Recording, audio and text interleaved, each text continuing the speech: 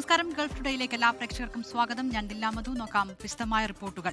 റംസാൻ മാസത്തിൽ UAE-യിലെ സ്കൂളുകളിലെ സമയക്രമത്തിൽ മാറ്റം വരുന്നു. ദിവസവും 5 മണിക്കൂറായിരിക്കും ക്ലാസുകൾ ഉണ്ടാവുക. ഒരു മാസത്തേക്ക് ഫിസിക്കൽ ട്രെയിനിംഗ് പീരീഡുകൾ ഉണ്ടാവുകയില്ല. റംസാൻ മാസം പടിവാതിൽക്കലെത്തിയതോടെ പതിവ് പോലെ സ്കൂൾ സമയത്തിൽ മാറ്റം കൊണ്ടുവരികയാണ് UAE-യിലെ സ്കൂളുകൾ. തിങ്കൾ മുതൽ വ്യാഴം വരെ 5 മണിക്കൂറാകും ക്ലാസുകൾ. ഈ 5 മണിക്കൂർ സമയം സ്കൂളുകൾക്ക് തീരുമാനിക്കാം. മിക്ക സ്കൂളുകളിലും രാവിലെ 7:30 മുതൽ 12:30 വരെയാകും ക്ലാസുകൾ നടക്കുക. വെള്ളിയാഴ്ച 11:30 ക്ലാസുകൾ അവസാനിപ്പിക്കണം. ജുമാ നമസ്കാരം കണക്കിലെടുത്താണ് വെള്ളിയാഴ്ചയിലെ ഈ ക്രമീകരണം. ദുബായിൽ സ്കൂളുകൾക്ക് സമയക്രമം തീരുമാനിക്കാമെന്ന് Dubai Knowledge and Human Development Authority അറിയിച്ചു. കുട്ടികൾക്ക് അമിത സമ്മർദ്ദം നൽകരുത്. അസൈൻമെന്റുകൾ നേരത്തെ മാതാപിതാക്കളെ അറിയിക്കണം. സ്കൂളുകളിൽ ഇഫ്താർ സംഘടിപ്പിക്കാനുള്ള ഒരുക്കങ്ങൾ ആരംഭിക്കാനും നിർദ്ദേശമുണ്ട്. ഒരു മാസത്തേക്ക് ഫിസിക്കൽ ട്രെയിനിംഗ് പീരീഡുകളിൽ ഇളവുണ്ടാകും. നോമ്പ് അനുഷ്ഠിക്കുന്ന അധ്യാപകർക്ക് ക്ലാസ് എടുക്കുന്നതിനും മറ്റ് ചുമതലകൾ നിർവഹിക്കുന്നതിനും ആവശ്യമായ ഇളവുകൾ നൽകും. 24 ദുബായ്. റിയാദ് കിൻ ഖാലിദ് അന്താരാഷ്ട്ര വിമാനത്താവളത്തിൽ വലിയ തോതിൽ പ്രവർത്തന പരിഷ്കരണം നടപ്പിലാക്കാനുള്ള ആലോചനയിലാണ്. ഇതിന്റെ ഭാഗമായി വിമാന സർവീസുകൾ പുതുതായി ടെർമിനലുകളിലേക്ക് ഘട്ടം ഘട്ടമായി മാറ്റും. റിയാദ് വിമാനത്താവളത്തിന്റെ ചരിത്രത്തിലെ ഏറ്റവും വലിയ പ്രവർത്തന മാറ്റത്തിനാണ് വരും ദിവസങ്ങൾ സാക്ഷ്യം വഹിക്കാൻ പോകുന്നത്. ഫെബ്രുവരി 16 മുതൽ 25 വരെയുള്ള 10 ദിവസങ്ങളിലായാണ് മാറ്റങ്ങൾ നടക്കുക.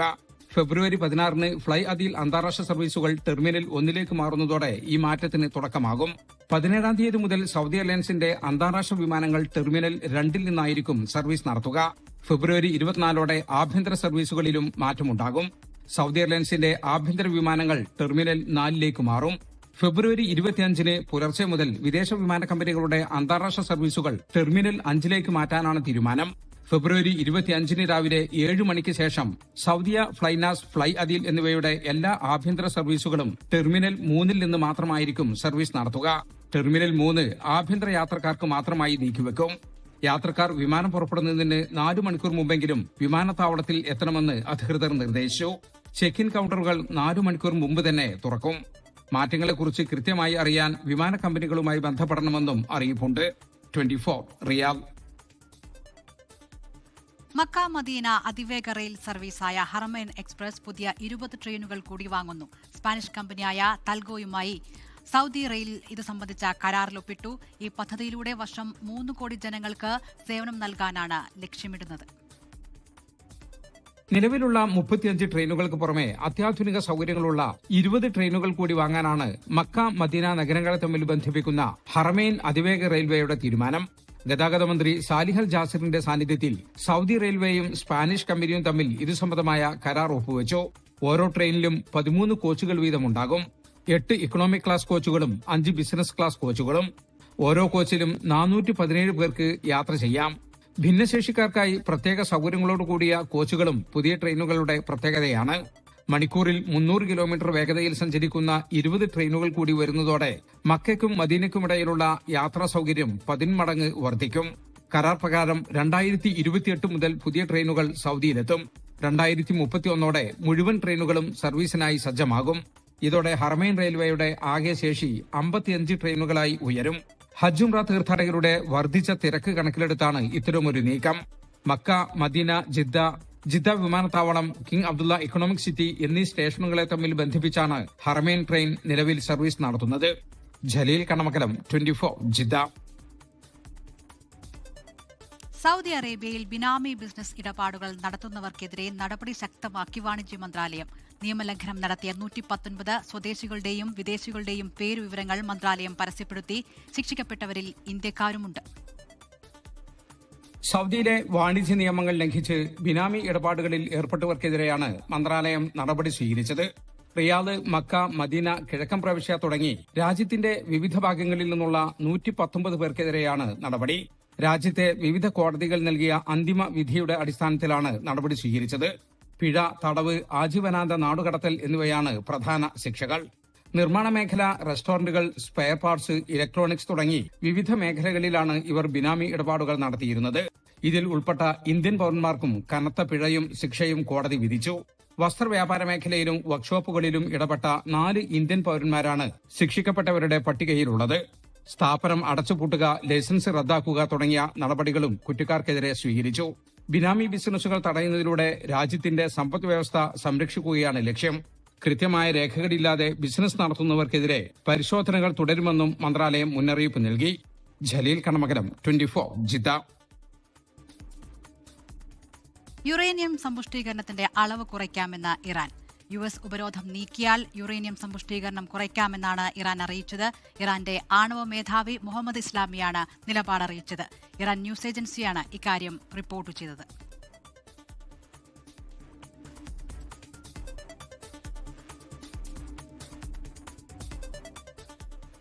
രക്തദാനം മഹാദാനം എന്ന സന്ദേശം മുൻനിർത്തി സൗദിയിലെ ജുബൈൽ മലയാളി സമാജം അൽമന ഹോസ്പിറ്റൽ ജുബൈലുമായി ചേർന്ന് 4ാമത് ബ്ലഡ് ഡൊണേഷൻ ക്യാമ്പ് സംഘടിപ്പിച്ചു. സമാജം പ്രസിഡന്റ് തോമസ് മാത്യു മാമൂടന്റെ അധ്യക്ഷതയിൽ ജനറൽ സെക്രട്ടറി ബൈജു അഞ്ചൽ രക്തദാന ക്യാമ്പ് ഉദ്ഘാടനം ചെയ്തു. Ladies wing president Asha Baiju, general secretary Neethu Rajesh, joint സെക്രട്ടറിമാരായ ബിബി രാജേഷ്, സിനി സന്തോഷ് എന്നിവർ ക്യാമ്പിന് നേതൃത്വം നൽകി. UAE-യിൽ ഫ്ലൂ പടരുകയാണ്. ആന്റിബയോട്ടിക്കുകളുടെ ദുരുപയോഗം കൂടുന്നു എന്നും കണ്ടെത്തലുണ്ട്. രോഗപ്രതിരോധ ശേഷി കുറയ്ക്കാൻ ഇത് കാരണമാകുന്നതായാണ് ഡോക്ടേഴ്സ് മുന്നറിയിപ്പ് നൽകുന്നത്. തണുപ്പ് കാലമായതോടെ UAE-യിലുടനീളം ഫ്ലൂ പടർന്നു പിടിക്കുകയാണ്. ആശുപത്രിയിലെത്തുന്ന രോഗികളിൽ വലിയ വർധനവുണ്ട്. ഒരു തവണ മരുന്ന് കഴിച്ചിട്ടും പലർക്കും രോഗം മാറുന്നില്ല. ഇതിനിടയിൽ ആന്റിബയോട്ടിക്കുകൾ അനാവശ്യമായി കഴിക്കുന്നത് വലിയ തോതിൽ വർദ്ധിച്ചിട്ടുണ്ടെന്നാണ് കണ്ടെത്തൽ. പലരും സ്വയം ചികിത്സ നടത്തുന്നു. ഇതിനെതിരെ ബോധവൽക്കരണം നടത്തുകയാണ് ഹെൽത്ത് ആൻഡ് പ്രിവെൻഷൻ മന്ത്രാലയം. കഴിഞ്ഞയാഴ്ച ഫൈറ്റ് സൂപ്പർ ബഗ്സ് എന്ന പേരിൽ ക്യാമ്പയിൻ നടത്തിയിരുന്നു. ചുമ, പനി, തൊണ്ടവേദന, ശ്വാസതടസ്സം പോലുള്ള രോഗങ്ങൾക്ക് സ്വയം ചികിത്സിക്കരുത്. ഒരു തവണ ആശുപത്രിയിൽ നിന്ന് നൽകിയ മരുന്ന് ബാക്കിയുണ്ടെങ്കിൽ അടുത്ത തവണ അസുഖം വരുമ്പോൾ ഇത് ഉപയോഗിക്കരുതെന്നും നിർദ്ദേശമുണ്ട്. ഒരാൾക്ക് നൽകിയ മരുന്ന് മറ്റൊരാൾ കഴിക്കരുത്. ചെറിയ അസുഖങ്ങൾക്ക് സ്വയം ചികിത്സിച്ച് ആന്റിബയോട്ടിക്കുകൾ ഉപയോഗിക്കുന്നത് പ്രതിരോധശേഷിയെ ബാധിക്കും. ഗുരുതര ആരോഗ്യ പ്രശ്നങ്ങൾ ഭാവിയിൽ ഉണ്ടാകുമെന്നും ഡോക്ടർമാർ മുന്നറിയിപ്പ് നൽകുന്നു. 24 ദുബായ്. ഗൾഫ് മേഖലയിലെ വ്യാവസായിക കയറ്റുമതിയിൽ UAE ഒന്നാമതെത്തിയതായി vice president Sheikh Mohammed bin Rashid Al Maktoum. കഴിഞ്ഞ വർഷത്തെ കണക്കുകൾ പുറത്തുവന്നതിനു പിന്നാലെയാണ് പ്രഖ്യാപനം. 25% വളർച്ചയാണ് വ്യാവസായിക കയറ്റുമതിയിൽ കഴിഞ്ഞ വർഷം UAE നേടിയത്. എക്സ്പോസ്റ്റിലൂടെയാണ് UAE വൈസ് പ്രസിഡന്റും പ്രധാനമന്ത്രിയും ദുബായ് ഭരണാധികാരിയുമായ Sheikh Mohammed bin Rashid Al Maktoum തങ്ങളുടെ നേട്ടം പങ്കുവച്ചത്. 262 ബില്യൺ ദിർഹത്തിലധികം വ്യാവസായിക ഉൽപ്പന്നങ്ങളാണ് കഴിഞ്ഞ വർഷം UAE കയറ്റുമതി ചെയ്തത്. 2024 അപേക്ഷിച്ച് 25% വർധനവ്. സാങ്കേതിക ഉപകരണങ്ങളുടെ കയറ്റുമതി 90 ബില്യൺ ദിർഹമായി ഉയർന്നു. വ്യാവസായിക രംഗത്തെ വളർച്ചയാണ് ഏത് രാജ്യത്തിന്റെയും നട്ടെല്ലെന്നും വലിയ നേട്ടം UAE-യുടെ വളർച്ചയെ സൂചിപ്പിക്കുന്നതായും Sheikh Mohammed bin Rashid Al Maktoum എക്സിൽ കുറിച്ചു. ഗൾഫ് മേഖലയിൽ വ്യാവസായിക കയറ്റുമതിയിൽ UAE ഒന്നാമതെത്തി. സർക്കാരിനും സ്വകാര്യ മേഖലയ്ക്കും ഒരുപോലെ ക്രെഡിറ്റ് നൽകുകയാണ് Sheikh Mohammed bin Rashid Al Maktoum. ശക്തമായ നിയമങ്ങളും അത് നടപ്പാക്കുന്നതിലെ സുതാര്യതയും UAE-ക്ക് കരുത്തു പകരുന്നു. ബാങ്കിംഗ് മേഖലയിലെ കരുത്തും ഡിജിറ്റൽ മേഖലയിലെ അടിസ്ഥാന സൗകര്യങ്ങൾ വർദ്ധിപ്പിച്ചതും വ്യാവസായിക മേഖലയ്ക്കും ഒപ്പം കയറ്റുമതിക്കും ഗുണകരമായതായും അദ്ദേഹം വ്യക്തമാക്കി. 2026 വലിയ നേട്ടമുണ്ടാക്കാനാകുമെന്ന പ്രതീക്ഷയും അദ്ദേഹം പങ്കുവച്ചു. 24 ദുബായ്.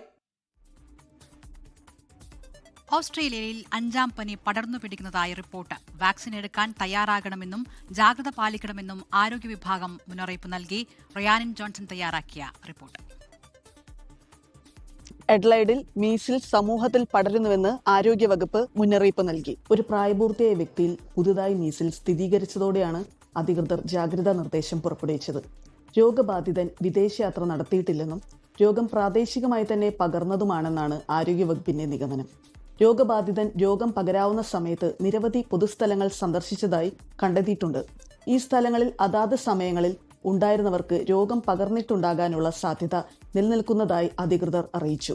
വാക്സിനേഷൻ പൂർണ്ണമായി സ്വീകരിക്കാത്തവർ അടുത്ത കുറച്ചാഴ്ചകളിൽ രോഗലക്ഷണങ്ങൾക്കായി പ്രത്യേക ജാഗ്രത പുലർത്തണമെന്ന് ആരോഗ്യവകുപ്പ് നിർദ്ദേശിച്ചു. മീസിൽസ് പകർച്ചവ്യാധിയായതിനാൽ ന്യൂമോണിയ, മസ്തിഷ്ക അണുബാധ പോലുള്ള ഗുരുതര ആരോഗ്യ പ്രശ്നങ്ങൾ ഉണ്ടാക്കാൻ സാധ്യതയുണ്ടെന്നും മുന്നറിയിപ്പ് നൽകി. പനി, ചുമ, മൂക്കൊലിപ്പ്, കണ്ണ് ചുവപ്പ് എന്നിവയാണ് ആദ്യ ലക്ഷണങ്ങൾ. തുടർന്ന് തലയിൽ ആരംഭിച്ച് ശരീരത്തിലേക്ക് പടരുന്ന ചുവന്ന പുള്ളികളും ചൊറിച്ചലും പ്രത്യക്ഷപ്പെടും. രോഗലക്ഷണങ്ങൾ അനുഭവപ്പെടുന്നവർ ആശുപത്രിയിലേക്കോ ക്ലിനിക്കിലേക്കോ നേരിട്ട് പോകുന്നതിന് മുമ്പ് ഡോക്ടറെ ഫോൺ വഴി അറിയിക്കണമെന്നും രോഗവ്യാപനം തടയുന്നതിനായി മുൻകരുതലുകൾ അനിവാര്യമാണെന്നും ആരോഗ്യവകുപ്പ് വ്യക്തമാക്കി. മീസിൽസ് ഒഴിവാക്കാനുള്ള ഏറ്റവും ഫലപ്രദമായ മാർഗം വാക്സിനേഷനാണെന്ന്, മികച്ച സംരക്ഷണത്തിന് 2 ഡോസ് വാക്സിൻ ആവശ്യമാണ് എന്നതും അധികൃതർ ഓർമ്മിപ്പിച്ചു. എല്ലാ ദക്ഷിണ ഓസ്ട്രേലിയക്കാരും തങ്ങളുടെ വാക്സിനേഷൻ രേഖകൾ പരിശോധിച്ച് 2 ഡോസ് സ്വീകരിച്ചിട്ടില്ലെങ്കിൽ ഉടൻ വാക്സിൻ സ്വീകരിക്കണമെന്നും അഭ്യർത്ഥിച്ചു. ഓസ്ട്രേലിയയിൽ നിന്നും 24-ന് വേണ്ടി റോയാനിൻ ജോൺസൺ. ഓസ്ട്രേലിയയിലെ പെർത്തിൽ മലയാള ഭാഷാ സ്കൂൾ സ്ഥാപിതമായിട്ട് 4 വർഷം പിന്നിടുന്നു. മലയാള ഭാഷാ സ്കൂളിന്റെ ഈ വർഷത്തെ പ്രവേശനോത്സവം നടന്നു.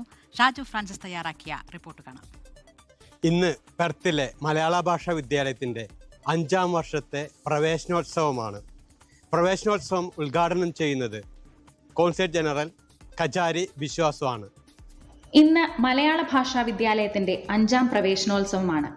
മലയാള ഭാഷയുടെ മാധുര്യം നുണയാനെത്തുന്ന കുരുന്നുകൾക്കായി വർണ്ണാഭമായ ഒരു തുടക്കമാണ് സ്കൂൾ അധികൃതർ ഒരുക്കിയിരിക്കുന്നത്. ഓസ്ട്രേലിയയിലെ പ്രവാസി മലയാളികളുടെ മക്കൾക്ക് മലയാള ഭാഷയും സംസ്കാരവും തനിമ നഷ്ടപ്പെടാതെ പകർന്നു നൽകുന്നതിനു വേണ്ടിയാണ് 4 വർഷങ്ങൾക്ക് മുൻപ് മലയാള ഭാഷാ വിദ്യാലയം പെർത്തിൽ ആരംഭിച്ചത്.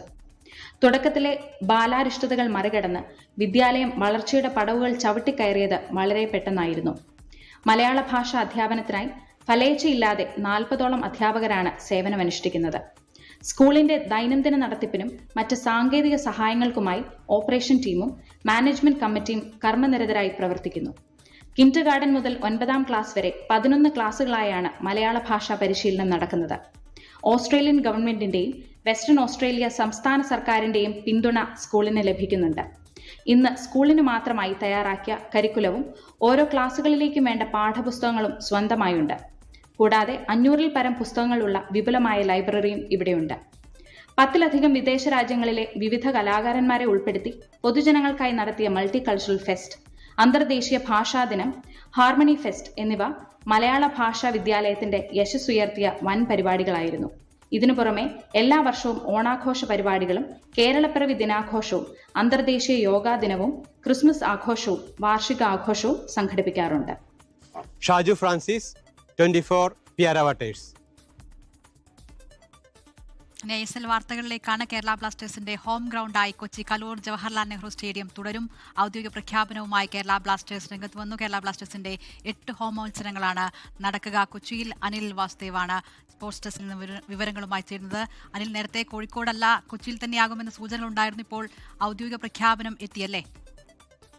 തീർച്ചയായും ആരാധകർ കാത്തിരുന്ന പ്രഖ്യാപനം കേരള ബ്ലാസ്റ്റേഴ്സിൽ നിന്ന് ഉണ്ടായിരിക്കുകയാണ്. നേരത്തെ ധാരാളം അനിശ്ചിതത്വങ്ങൾ ഉണ്ടായിരുന്നു. കേരള ബ്ലാസ്റ്റേഴ്സ് കൊച്ചി വിട്ട് ഹോം ഗ്രൗണ്ടായി കോഴിക്കോടിനെ പരിഷ്കരിക്കുന്നു എന്ന തരത്തിലായിരുന്നു വാർത്തയുണ്ടായിരുന്നു. ആദ്യഘട്ടത്തിൽ AIFF പുറത്തുവിട്ട ISLന്റെ ഫിക്സ്ചറിലും കോഴിക്കോട് എന്നാണ് രേഖപ്പെടുത്തിയിരുന്നത്. പക്ഷേ കോഴിക്കോട് സ്റ്റേഡിയത്തിന്റെ യൂണിവേഴ്സ് കോർപ്പറേഷൻ സ്റ്റേഡിയത്തിന്റെ പണികൾ ഇപ്പോഴും പൂർത്തിയായിട്ടില്ലാത്തത് പരിഗണിച്ചാണ് പിന്നെ കൊച്ചിയിൽ കൂടുതൽ വിട്ടുവീഴ്ചകൾക്ക് തയ്യാറാണെന്ന് GCD അടക്കം അറിയിച്ചതിന് പിന്നാലെയാണ് കൊച്ചിയിലേക്ക് മത്സരങ്ങൾ തിരിച്ചു വന്നത്. ഈ ISL തുടങ്ങിയത് മുതൽ കേരള ബ്ലാസ്റ്റേഴ്സിന്റെ ഹോം ഗ്രൗണ്ട് കൊച്ചിയാണ്, കലൂർ സ്റ്റേഡിയമാണ്. ആരാധകർക്ക് ഏറ്റവും പ്രിയപ്പെട്ട, അല്ലെങ്കിൽ ഇന്ത്യയിലെ തന്നെ ഏറ്റവും നമ്പർ 1 സ്റ്റേഡിയങ്ങളിൽ ആരാധകരുടെ പിന്തുണയുള്ള, ആരാധകർ നിറയുന്ന സ്റ്റേഡിയങ്ങൾ എന്നായിരുന്നു കലൂര്. അതുകൊണ്ട് ബ്ലാസ്റ്റേഴ്സിന് തന്നെ കൊച്ചി വിട്ടു പോകുക ആവില്ല. എന്തായാലും ആ പിന്തുണ, ആരാധകരുടെ പിന്തുണ ഇനിയും ഉണ്ടാകുമെന്ന് പ്രതീക്ഷിക്കുന്ന പറഞ്ഞാണ് ഇപ്പോൾ കേരള ബ്ലാസ്റ്റേഴ്സിന്റെ ഔദ്യോഗിക വാർത്താക്കുറിപ്പ് വന്നിരിക്കുന്നത്. ആകെ 8 ഹോം മത്സരങ്ങളാണ് കേരള ബ്ലാസ്റ്റേഴ്സിന് കൊച്ചിയിൽ ഉണ്ടാവുക. അതിൽ ആദ്യത്തെ മത്സരം ഫെബ്രുവരി 22-ന് മുംബൈ സിറ്റിക്കെതിരെയായിരിക്കും. ശരി, മഞ്ഞപ്പട ഇത്തവണയും കൊച്ചിയിൽ തന്നെയാകും ഹോം മത്സരങ്ങൾ കളിക്കുക. അനിൽ വാസുദേവാണ് വിവരങ്ങൾ നൽകിയത്. ജമാഅത്തെ ഇസ്ലാമി ബന്ധത്തിൽ പ്രതിപക്ഷ നേതാവ് VD സതീശനെ വിടാതെ CPIM. ജമാഅത്തെ ഇസ്ലാമി പിന്തുണ സ്വീകരിക്കുമെന്ന VD സതീശന്റെ പരാമർശത്തിൽ ഹൈക്കമാൻഡ് നിലപാട് വ്യക്തമാക്കണമെന്നാണ് ഇന്ന് CPIM സംസ്ഥാന സെക്രട്ടറി MV ഗോവിന്ദൻ ആവശ്യപ്പെട്ടത്. CPIM ഭൂരിപക്ഷ ന്യൂനപക്ഷ പ്രീണനം നടത്തുന്നുവെന്ന് VD സതീശൻ മറുപടി നൽകി. LDF അധര വ്യായാമം നടത്തുന്നുവെന്ന് മുസ്ലിം ലീഗ് ദേശീയ ജനറൽ സെക്രട്ടറി PK കുഞ്ഞാലിക്കുട്ടിയും പ്രതികരിച്ചു. കോലീബി ജമാഅത്തെ ഇസ്ലാമി സഖ്യത്തിന്റെ കോർഡിനേറ്ററാണ് ഈ പറയുന്ന VD സതീശൻ. ജമാഅത്തെ ഇസ്ലാമിന് വർഗീയ നിലപാടില്ല എന്ന് പറഞ്ഞതും സതീശൻ തന്നെയാണ്. ഒരു ദേശീയ പാർട്ടിയുടെ നേതാവ് ജമാഅത്തെ ഇസ്ലാമിയെ ഇതുപോലെ പിന്തുണച്ച ഒരു നേതാവും പറയും. VD സതീശൻ പറയുന്ന ഈ നിലപാടിനോടൊപ്പമാണോ കോൺഗ്രസിൻ്റെ മറ്റ് നേതാക്കളും ഹൈക്കമാൻഡും? ഹൈക്കമാൻഡ് വ്യക്തമാക്കണം. ഇതേവരെ പറഞ്ഞിട്ടില്ല, മിണ്ടുന്നില്ല. കേരളത്തിലെ CPM ഞങ്ങൾ പറഞ്ഞല്ലോ, ഭൂരിപക്ഷ പ്രീണനവും സൗകര്യം പോലെ ന്യൂനപക്ഷ പ്രീണനവും. പാർലമെന്റ് തെരഞ്ഞെടുപ്പ് കാലത്ത് ന്യൂനപക്ഷ പ്രീണനം, അത് കഴിഞ്ഞപ്പോൾ ഭൂരിപക്ഷ പ്രീണനം. ഇപ്പം ലോക്കൽ ബോഡി കഴിഞ്ഞപ്പോൾ രണ്ടുമില്ല, മൊത്തം കൺഫ്യൂഷനാണ്. ആരെ പ്രീണിപ്പിക്കണമെന്നുള്ള കൺഫ്യൂഷനാണ്.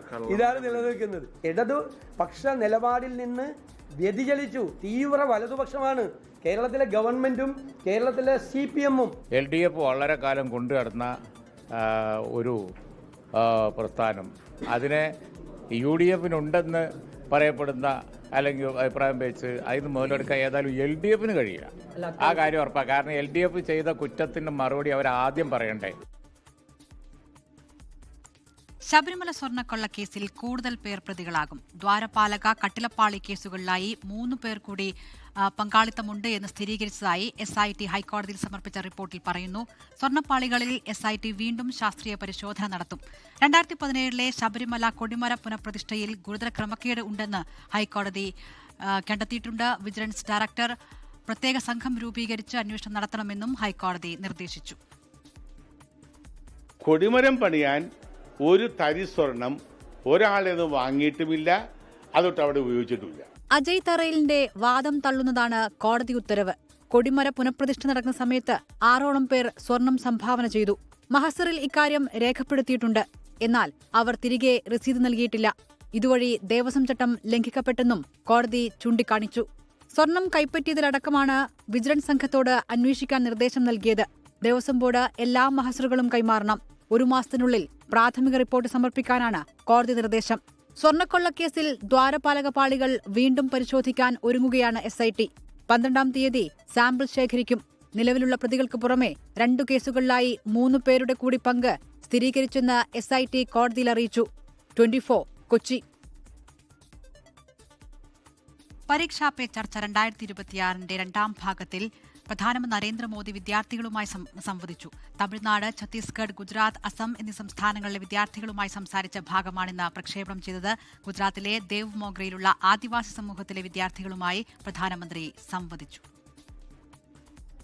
ആദ്യമായാണ് പ്രധാനമന്ത്രി നരേന്ദ്രമോദിയുടെ ഔദ്യോഗിക വസതിയായ 7 ലോക് കല്യാൺ മാർഗിന് പുറമെ മറ്റ് സംസ്ഥാനങ്ങളിലേക്ക് കൂടി പരിപാടി വ്യാപിപ്പിക്കുന്നത്. കോയമ്പത്തൂർ, റായ്പൂർ, ഗുവാഹട്ടി, ദേവ് മോഗ്ര എന്നിവിടെയൊക്കെ മോദി എത്തി വിദ്യാർത്ഥികളുമായി സംവദിക്കുകയായിരുന്നു. തമിഴ് വിദ്യാർത്ഥികളോട് പുതുതലമുറയുടെ മനസ്സിൽ വികസിത ഭാരതം 2047 എന്ന സ്വപ്നമുള്ളത് തനിക്ക് സന്തോഷം നൽകുന്നുവെന്ന് മോദി പറഞ്ഞു. ഗുജറാത്തിലെ ദേവ് മോഗ്രയിൽ ആദിവാസികൾ വരയ്ക്കുന്ന വാർലി ചിത്രങ്ങളുള്ള മേൽക്കുപ്പായം അണിഞ്ഞാണ് മോദി എത്തിയത്. ഗുജറാത്ത് മുഖ്യമന്ത്രി ഭൂപേന്ദ്ര യാദവും പരിപാടിയിൽ പങ്കെടുത്തു. ഛത്തീസ്ഗഡിൽ പരമ്പരാഗത പലഹാരങ്ങളായ തേത്രിയും ഖുർമിയും വിദ്യാർത്ഥികൾ പ്രധാനമന്ത്രിക്ക് നൽകി. അസമിലെ ഗുവാഹട്ടിയിലെത്തിയ പ്രധാനമന്ത്രിയെ വിദ്യാർത്ഥികൾ പരമ്പരാഗത മേൽമുണ്ടായ ഖമോസ അണിയിച്ചാണ് സ്വീകരിച്ചത്. 24 ഡൽഹി. മണിപ്പൂരിൽ വീണ്ടും സംഘർഷം. കുക്കി, തെങ്കുൽ നാഗ വിഭാഗങ്ങൾ തമ്മിലാണ് സംഘർഷമുണ്ടായത്. വീടുകൾ തീയിട്ടു, നിരവധി പേർക്ക് പരിക്കേറ്റു. സംഘർഷത്തെ തുടർന്ന് നിരോധനാജ്ഞ പ്രഖ്യാപിച്ചിട്ടുണ്ട്. മണിപ്പൂർ ഉക്രൂലിലെ ലിധാൻ ഗ്രാമത്തിലാണ് സംഘർഷമുണ്ടായത്. കുക്കി, തെങ്കുൽ നാഗ വിഭാഗങ്ങൾ തമ്മിലുണ്ടായ സംഘർഷത്തിൽ നിരവധി പേർക്ക് പരിക്കേറ്റു. വീടുകൾക്കും വാഹനങ്ങൾക്കും തീയിട്ടു. വെടിവെപ്പും കല്ലേറുമുണ്ടായതായും റിപ്പോർട്ടുണ്ട്. തെങ്കുൽ നാഗ വിഭാഗത്തിൽ ഉൾപ്പെട്ടവരെ കുക്കി വിഭാഗക്കാർ ആക്രമിച്ചതാണ് സംഘർഷത്തിലേക്ക് എത്തിയതെന്നാണ് വിവരം. സംഘർഷത്തിൽ പരിക്കേറ്റവരെ മുഖ്യമന്ത്രി യുംനാം ഗേംചന്ദ് സന്ദർശിച്ചു. സമാധാനവും ഐക്യവും നിലനിർത്താൻ അഭ്യർത്ഥിക്കുന്നുവെന്ന് മണിപ്പൂർ മുഖ്യമന്ത്രി. ഇരു ഗോത്ര വിഭാഗം നേതാക്കളുമായി നടത്തിയ ചർച്ച ഫലപ്രദമായിരുന്നുവെന്ന് ഉപമുഖ്യമന്ത്രി ലോസി ദിഗോ പറഞ്ഞു. സംഘർഷ സാഹചര്യം കണക്കിലെടുത്ത് മേഖലയിൽ കൂടുതൽ സുരക്ഷാ സേന വിന്യസിച്ചു. 24 Delhi. Confident group chairman doctor Roy CJയുടെ ആത്മഹത്യയ്ക്ക് കാരണം ആദായ നികുതി വകുപ്പ് ഉദ്യോഗസ്ഥരുടെ സമ്മർദ്ദമെന്ന റോയുടെ സഹോദരന്റെ ആരോപണം തള്ളി Confident group MD TA Joseph. സഹോദരന്റേത് പെട്ടെന്നുണ്ടായ വൈകാരിക പ്രതികരണമെന്ന് വിശദീകരിച്ചു. നിക്ഷേപകരുടെ പണം സുരക്ഷിതമാണ്. ആരെയും കബളിപ്പിക്കുകയോ മുതലെടുക്കുകയോ ചെയ്തിട്ടില്ലെന്നും confident group MD TA Joseph പറഞ്ഞു. കോൺഫിഡന്റ് ഗ്രൂപ്പ് ചെയർമാൻ CJ റോയുടെ മരണത്തിന് പിന്നിൽ ആദായ നികുതി വകുപ്പ് ഉദ്യോഗസ്ഥരുടെ സമ്മർദ്ദമാണ് എന്ന ആരോപണമായിരുന്നു കുടുംബം ഉന്നയിച്ചത്. എന്നാൽ അത് പൂർണ്ണമായും തള്ളുകയാണ് MD TA ജോസഫ്. ഉദ്യോഗസ്ഥർ സമ്മർദ്ദം ചെലുത്തിയിട്ടില്ലെന്നും പരിശോധനയിൽ ഒരു തരത്തിലുള്ള ബുദ്ധിമുട്ടും ഉണ്ടായില്ലെന്നും TA ജോസഫ് പറഞ്ഞു. ഇൻകം ടാക്സുകാർ സെർച്ച് നടത്താറുണ്ട്. അത് അവരുടെ റുട്ടീൻ കാര്യമാണ്. അവരുമായിട്ട് വളരെയധികം കോപ്പറേറ്റ് ചെയ്ത് നിന്നിരുന്നു. റെസ്പെക്റ്റോടുകൂടിയാണ് അവർ ചെയ്തിരുന്നത്. അല്ലാതെ ഒരു ഭീകരമായ രീതിയിലുള്ള ഹറാസ്മെന്റോ അങ്ങനെയുള്ള കാര്യങ്ങളൊന്നും അവർ ചെയ്തിരുന്നില്ല. നടന്നത് സ്വാഭാവിക പരിശോധനയാണ്. റെയ്ഡോ ഒന്നും തന്നെ ഉണ്ടായിട്ടില്ല. കള്ളക്കടത്ത്, ബിനാമി തുടങ്ങിയവ കമ്പനിക്കുണ്ടെന്ന് വരുത്തി തീർക്കാൻ ചിലർ ശ്രമിച്ചു. കമ്പനിയുടെ പ്രവർത്തനങ്ങളെല്ലാം സുതാര്യമാണെന്നും ടി.എ. ജോസഫ്. ഒരാളുടെ ₹1 കൂടുതലായിട്ട് വാങ്ങിക്കുകയോ അവരെ കബളിപ്പിക്കുകയോ അവരിൽ നിന്ന് എന്താ പറയുക മുതലെടുക്കുകയോ ചെയ്തിട്ടില്ലെന്നുള്ളതാണ് നഗ്നസത്യം. കേരളത്തിലെ ഫിലിം ഇൻഡസ്ട്രിയെ കുറിച്ച് പറയുകയാണെങ്കിലും നമ്മൾ വളരെ ട്രാൻസ്പെറന്റ് ആയിട്ടാണ് ഇടപെട്ടിട്ടുള്ളത്. സാമ്പത്തികമായും വ്യക്തിപരമായും മറ്റു പ്രശ്നങ്ങൾ സി.ജെ. റോയ്ക്ക് ഉണ്ടായിരുന്നില്ല. സഹോദരന്റെ പ്രതികരണം വൈകാരികമായി കണ്ടാൽ മതിയെന്നുമാണ് വിശദീകരണം. കമ്പനി ആരെയും കബളിപ്പിക്കുകയോ പണം തട്ടിയെടുക്കുകയോ ചെയ്തിട്ടില്ല എന്നും ടി.എ. ജോസഫ് പറഞ്ഞു. 24 കൊച്ചി. വേമ്പനാട്ട് കായൽ നീന്തിക്കടന്ന് ചരിത്രം സൃഷ്ടിച്ച് 63കാരി കോതമംഗലം സ്വദേശി റൂബി മത്തായിയാണ് വേമ്പനാട്ട് കായൽ നീന്തുന്ന ഏറ്റവും പ്രായം കൂടിയ വനിത എന്ന നേട്ടം സ്വന്തമാക്കിയത്.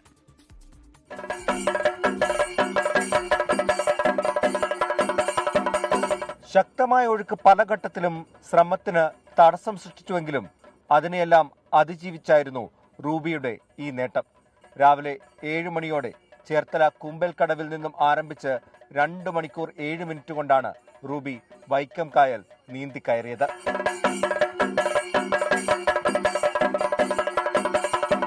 ഡോൾഫിൻ ക്ലബിലാണ് റൂബി നീന്തൽ പരിശീലനം നടത്തിയത്. ഇവിടുത്തെ മികവ് കണ്ട് കോച്ച് ബിജു തങ്കപ്പനാണ് വേമ്പനാട്ട് കായൽ നീന്തിക്കയറാൻ പ്രോത്സാഹനം നൽകിയത്. ചെറുപ്പത്തിലെ കനാലിലൊക്കെ നീന്തിയിട്ടുള്ളൂ, ആഴമുള്ള വെള്ളത്തിൽ നീന്തിയിട്ടില്ലായിരുന്നു. അപ്പൊ സാറാണ് അങ്ങനെ ആഴമുള്ള വെള്ളത്തിൽ ഇറങ്ങി നീന്തി. വേമ്പനാട്ട് കായൽ നീന്തുന്ന ഏറ്റവും പ്രായം കൂടിയ വനിതയാണ് റൂബി മത്തായി. ചരിത്ര നിമിഷത്തിന് സാക്ഷ്യം വഹിക്കാൻ നീന്തൽ താരങ്ങളും വിവിധ സാമൂഹിക സാംസ്കാരിക പ്രവർത്തകരും എത്തിയിരുന്നു. ഡോൾഫിൻ അക്വാട്ടിക് ക്ലബിന്റെ നേതൃത്വത്തിൽ വേമ്പനാട്ട് കായൽ നീന്തിക്കയറിയ 33ാമത്തെ താരമാണ് റൂബി. 24 കോട്ടയം.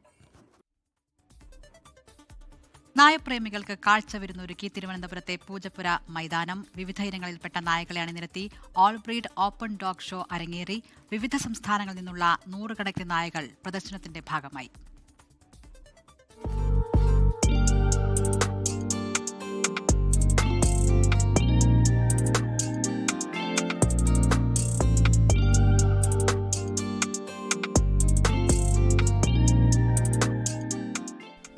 വിവിധ ദക്ഷിണേന്ത്യൻ സംസ്ഥാനങ്ങളിൽ നിന്നുള്ള പരിശീലനം ലഭിച്ച 250 നായകൾ, ഒപ്പം അതിന്റെ പരിപാലകർ, ചുറ്റിനും 100 കണക്കിന് നായസ്നേഹികൾ. ഉത്സവ അന്തരീക്ഷത്തിലായിരുന്നു ഇന്നലെ പൂജപ്പുര മൈതാനം.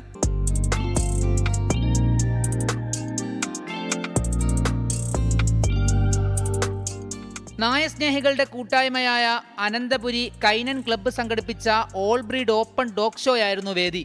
മുഖ്യാതിഥിയായി ലഫ്റ്റനന്റ് കേണൽ ഋഷി രാജലക്ഷ്മിയും സെർബിയയിൽ നിന്നുള്ള Rottweiler speciality show judge Oscar Kelemen കൂടി ചേർന്നതോടെ രംഗം കൊഴുത്തു.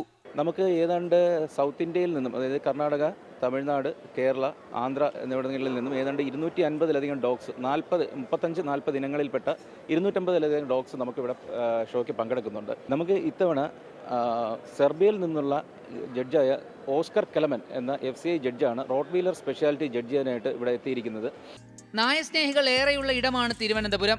അവർക്ക് വേണ്ടി ഇത്തരം ഡോഗ് ഷോകൾ ആവശ്യമാണെന്നും ഷോയിൽ പങ്കെടുക്കാനെത്തിയവർ പറയുന്നു. ഇന്ത്യയിൽ തന്നെ ഏറ്റവും കൂടുതൽ ഡോഗ് ബ്രീഡേഴ്സിൻ്റെ പോപ്പുലേഷനുള്ള ട്രിവാൻഡ്രത്താണ്.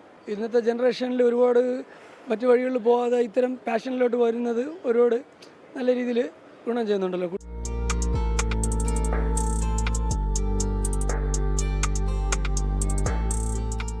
24 തിരുവനന്തപുരം.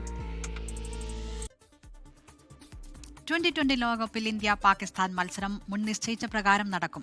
മത്സരം ഉപേക്ഷിക്കാനുള്ള തീരുമാനത്തിൽ നിന്ന് പാകിസ്ഥാൻ പിന്മാറി. ലോകകപ്പിൽ ഇന്ത്യയുമായി കളിക്കണമെന്ന് പാകിസ്ഥാനോട് ബംഗ്ലാദേശ് ക്രിക്കറ്റ് ബോർഡ് അഭ്യർത്ഥിച്ചതിന് പിന്നാലെയാണ് PCB നിലപാട് മാറ്റിയത്. എന്നാൽ ICC ഇടപെട്ട് നടത്തിയ ചർച്ചയുടെ ഫലമാണ് തീരുമാനമെന്നാണ് സൂചന. നേരത്തെ പാകിസ്ഥാൻ ഉന്നയിച്ച ആവശ്യങ്ങൾ ICC തള്ളിയിരുന്നു. ഇതോടെയാണ് PCB നിലപാട് മയപ്പെടുത്തിയത്. ലോകകപ്പ് ബഹിഷ്കരിച്ച തീരുമാനത്തിൽ ബംഗ്ലാദേശിനെതിരെ ICC അച്ചടക്ക നടപടി സ്വീകരിക്കില്ല. ലോകത്തെവിടെയായാലും ഏത് സമയത്തും 24 വാർത്തകളും ഓഗ്മെന്റഡ് റിയാലിറ്റി പാക്കേജുകളും എക്സ്പ്ലെയിനറുകളും വിശദമായി കാണാൻ ഞങ്ങളുടെ YouTube ചാനൽ നിങ്ങൾക്ക് സബ്സ്ക്രൈബ് ചെയ്യാം.